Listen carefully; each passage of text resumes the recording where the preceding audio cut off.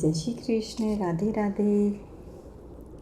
अथ षष्ठोऽध्यायः। विराट शरीर की उत्पत्ति।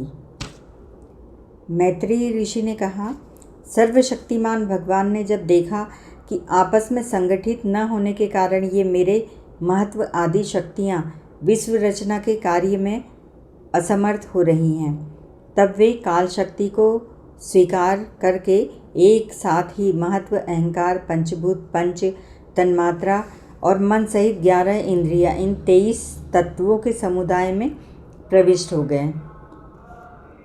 उनमें प्रविष्ट होकर उन्होंने जीवों के सोए हुए अदृष्ट को जागृत किया और परस्पर विलग हुए उस तत्व समूह को अपनी क्रिया शक्ति के द्वारा आपस में मिला लिया। इस प्रकार जब भगवान ने अदृष्ट को कार्योन्मुख किया, तब उस 23 तत्वों के समूह ने भगवान की प्रेरणा से अपने अंशों द्वारा अधिपुरुष विराट को उत्पन्न किया। अर्थात जब भगवान ने अंश रूप से अपने उस शरीर में प्रवेश किया, तब वह विश्व रचना करने वाला महत्वादि का समुदाय एक दूसरे से मिलकर परिणाम को प्राप्त हुआ। यह तत्वों का परिणाम ही विराट पुरुष है, जिसमें चराचर जगत विद्यमान है। जल के भीतर जो अंड रूप आश्रय स्थान था, उसमें वह हिरण्यमय विराट पुरुष संपूर्ण जीवों को साथ लेकर 1000 दिव्य वर्षों तक रहा। वह विश्व रचना करने वाले तत्वों का गर्भ कार्य था तथा ज्ञान, क्रिया और आत्मशक्ति से संपन्न था। उन शक्तियों से उसने स्वयं अपने क्रमशः 1 हृदय रूप, 10 प्राण रूप और 3 आध्यात्मिक, अधिदैविक, अधिभौतिक विभाग किए। यह विभाग पुरुष ही प्रथम जीव होने के कारण समस्त जीवों का आत्मा, जीव रूप होने के कारण परमात्मा का अंश और प्रथम अभिव्यक्त होने के कारण भगवान का आदि अवतार है। यह संपूर्ण भूत समुदाय इसी में प्रकाशित होता है। यह अध्यात्म, अधिभूत और अधिदेव रूप से 3 प्रकार का, प्राण रूप से 10 प्रकार का, 10 इंद्रियों सहित मन अध्यात्म है। इंद्रियादि के विषय अधिभूत है। इंद्रियाधिष्ठाता देव अधिदेव है तथा प्राण, अपान, उदान, समान, व्यान, नाग, कुर्म, क्रूकल, देवदत्त और धनंजय, ये 10 प्राण हैं और हृदय से 1 प्रकार का है। फिर विश्व की रचना करने वाले महत्वादि के अधिपति श्री भगवान ने उनकी प्रार्थना को स्मरण कर उनकी वृत्तियों को जागने के लिए अपने चेतन रूप तेज से उस विराट पुरुष को प्रकाशित किया, उसे जगाया। उसके जागृत होते ही देवताओं के लिए कितने स्थान प्रकट हुए, यह मैं बतलाता हूँ, सुनो। विराट पुरुष के पहले मुख प्रकट हुआ। उसमें लोकपाल अग्नि अपने अंश वागींद्रिय के समेत प्रविष्ट हो गया, जिसमें यह जीव बोलता है। फिर विराट पुरुष के तालु उत्पन्न हुआ। उसमें लोकपाल वरुण अपने अंश रसेंद्रिय के सहित स्थित हुआ, जिसमें जीव रस ग्रहण करता है। इसके पश्चात उस विराट पुरुष के नथुने प्रकट हुए। उनमें दोनों अश्विनी कुमार अपने अंश घ्राणेन्द्रिय के सहित प्रविष्ट हुए, जिससे जीव गंध ग्रहण करता है। इसी प्रकार जब उस विराट देह में आंखें प्रकट हुई, तब उनमें अपने अंश नेत्रेंद्रिय के सहित लोकपति सूर्य ने प्रवेश किया। जिस नेत्रेंद्रिय से पुरुष को विविध रूपों का ज्ञान होता है, फिर उस विराट विग्रह में त्वचा उत्पन्न हुई। उसमें अपने अंश त्वगेंद्रिय के सहित वायु स्थित हुआ, जिस त्वगेंद्रिय से जीव स्पर्श का अनुभव करता है। जब इसके कर्ण छिद्र प्रकट हुए, तब उनमें अपने अंश श्रवणेन्द्रिय के सहित दिशाओं ने प्रवेश किया, जिस श्रवणेन्द्रिय से जीव को शब्द का ज्ञान होता है। फिर विराट शरीर में चर्म उत्पन्न हुआ। उसमें अपने अंश रोमों के सहित औषधियाँ स्थित हुई, जिन रोमों से जीव खुजली आदि का अनुभव करता है। अब उसके लिंग उत्पन्न हुआ। अपने इस आश्रय में प्रजापति ने अपने अंश वीर्य के सहित प्रवेश किया, जिससे जीव आनंद का अनुभव करता है। फिर विराट पुरुष के गुदा प्रकट हुई। उसमें लोकपाल मित्र ने अपने अंश पायु इंद्रिय के सहित प्रवेश किया। इससे जीव मल त्याग करता है। इसके पश्चात उसके हाथ प्रकट हुए, उनमें अपनी ग्रहण त्याग रूपा शक्ति के सहित देवराज इंद्र ने प्रवेश किया। इस शक्ति से जीव अपनी जीविका प्राप्त करता है। जब इसके चरण उत्पन्न हुए तब उनमें अपनी शक्ति गति के सहित लोकेश्वर विष्णु ने प्रवेश किया। इस गति शक्ति द्वारा जीव अपने गंतव्य स्थान पर पहुंचता है।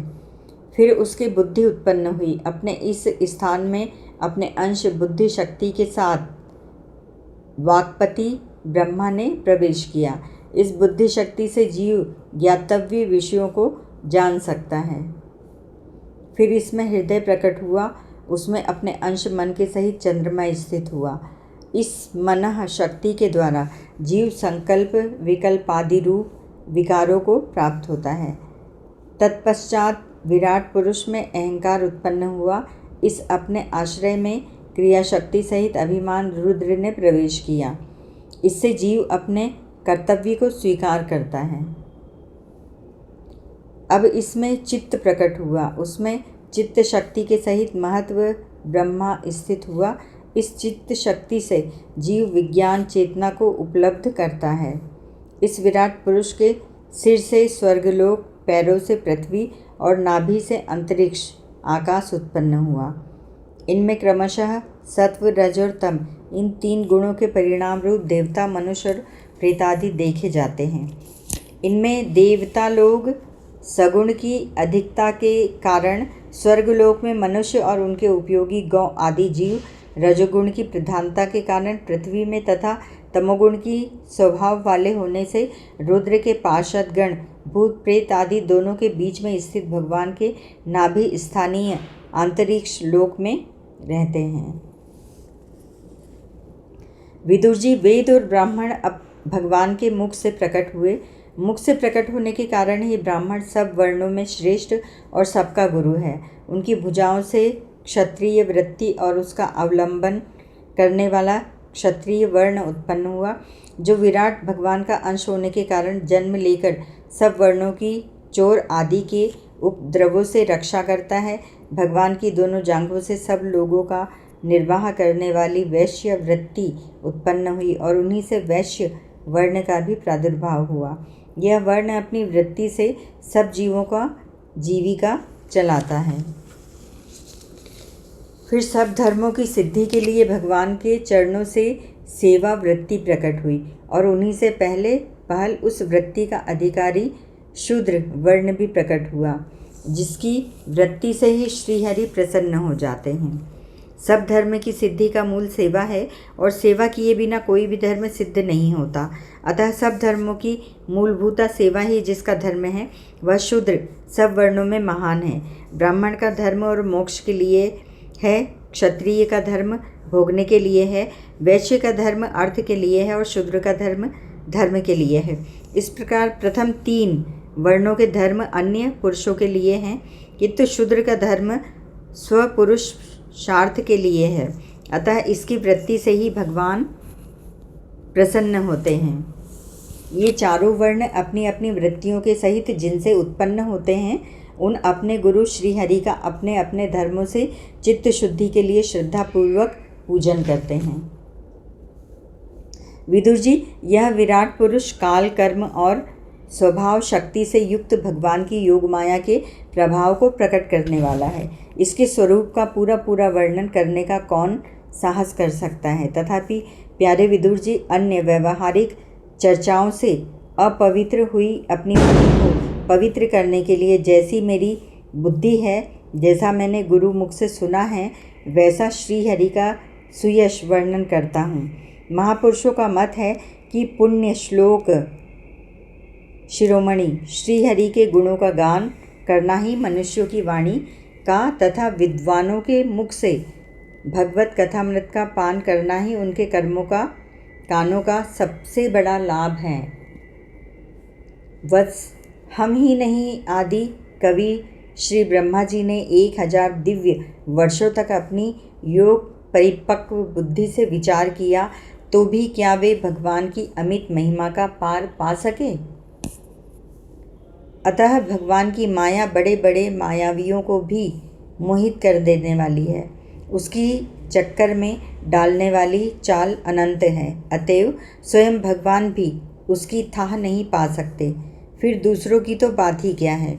जहाँ न पहुँचकर मन के सहित वाणी भी लौट आती है तथा जिनका पार पाने में अहंकार के अभिमानी रुद्र तथा अन्य इंद्रियाधिष्ठाता देवता भी समर्थ नहीं हैं, उन श्री भगवान को हम नमस्कार करते हैं। इति श्रीमद्भागवते महापुराणे परमहंसायां संहितायां तृतीये स्कन्धे षष्ठोऽध्यायः।